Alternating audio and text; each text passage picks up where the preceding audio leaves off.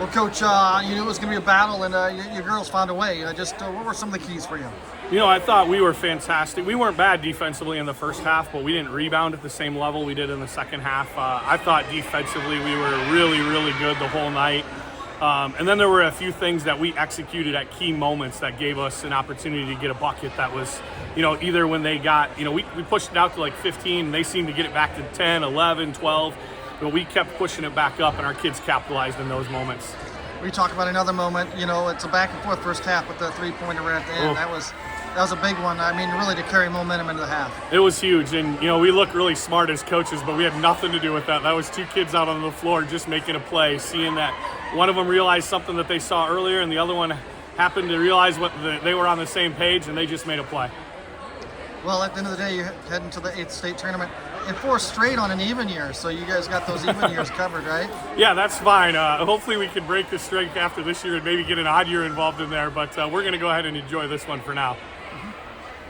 And what's going to be the key for these girls heading into next week? How do you relax? How do you then refocus? Yeah, I mean, we've got 5 freshmen who are on this team that are going to get an awesome experience, and we talked about that. Let's earn the opportunity for these kids. Some of all of our upperclassmen have been there a couple years ago. So they wanted to give those kids that experience, and I think that's really cool to see. And we're gonna enjoy it tonight. We're gonna take tomorrow off, and then when we know who we play, what time, and we can kind of put together a schedule and figure out what our days are gonna look like. Then we'll start hammering things out and get back to work. How much does that help having a handful of girls that have played down there? I think it's a huge advantage. It was one of the things I was looking at Xavier and the kids they had back, and they probably exceeded some expectations this year because they lost Libby Fandel, who was all-world everything. And I know there were coaches and other people I talked to was like, well, how good are they going to be? They got a lot of kids who played in the state tournament last year and a lot of experience back. And I think having that experience for us will be good because those kids they know what to expect.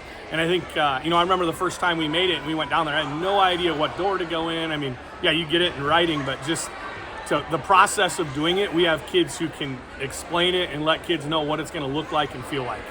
And going back to some key plays, I thought out of the halftime, you hit 3 3-pointers right off the bat, and that was, you created some separation early. Yeah, we did, and we hit some big shots. Maddie Wheeler, a freshman, hit one early, and then Lizzie got one, and just pushing that into double figures, I think, helped all of our kids relax because then that pressure got ramped up a little by Xavier.